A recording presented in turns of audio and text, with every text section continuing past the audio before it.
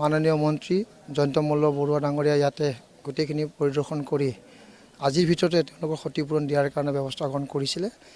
আমি দিনৰ ভাগত আমাৰ গোটেইখিনি আমাৰ ছাৰ্ভে হৈছিলে আমাৰ চাৰ্কুল অফিচাৰৰ জৰিয়তে। এই ছাৰ্ভেৰ ৰিপৰ্ট মতে আমি প্ৰায় মানে 9টা পৰিয়াল ঘাইকে 9টা পৰিয়াল যাৰ মাটি আছে সেইখিনি পাবলৈ সক্ষম হৈছোঁ। তাৰে চাৰিজনৰ মানে নিজা মাটি আছে, পাট্টাদাৰ আছে, বাকী 5 ঘৰ মাটি মানে ৰিভাৰ চাইজত আছে। এই 9 ঘৰৰ ভিতৰতে প্ৰায় 28টা পৰিয়ালক আমি তেনেধৰণৰ নাম আমি লিষ্ট পোৱা গৈছে।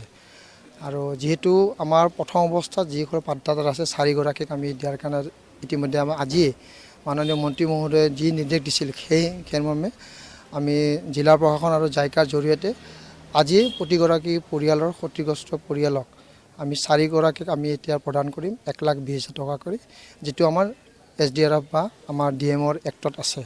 সেইমতে দিয়াৰ পিছত বাকীখিনিক আমাৰ গোটেইখিনি প্ৰচেছ চলি আছে। অহাকালিলৈকে আমি বাকীখিনিক দিয়াৰ কাৰণে ব্যৱস্থা গ্ৰহণ কৰিম। আৰু ইয়াৰ জৰিয়তে আমাৰ DDMৰ পৰা আমাৰ কাঁহী বাচন কিনাৰ কাৰণে আৰু অতিৰিক্তভাৱে 5,000 টকা পাব। সেইকাৰণে এই 4গৰাকীৰ নাম আছে আমাৰ ইয়াতে আনোৱাৰ হুছেইন, আবু ফাতে আহমেদ, মমিন শ্বেখ আৰু বিনীতা দাস। এইখিনিক আজি আমি প্ৰদান কৰিম। আৰু বাকীকেইটা আমাৰ অহাকালি দুপৰীয়া ভাগত আমি এইটো বিতৰণ কৰিব পাৰোঁ। আৰু এইটো আমি RTZ কৰিব। অহাকালি ৰাতিপুৱা বেংক খোলাৰ লগে লগে তেওঁলোকৰ একাউণ্ট নম্বৰ আছে আমাৰ। এই একাউণ্ট নম্বৰত 1,20,000কে 4,80,000 টকা তেওঁলোকৰ বেংকত সোমাই যাব।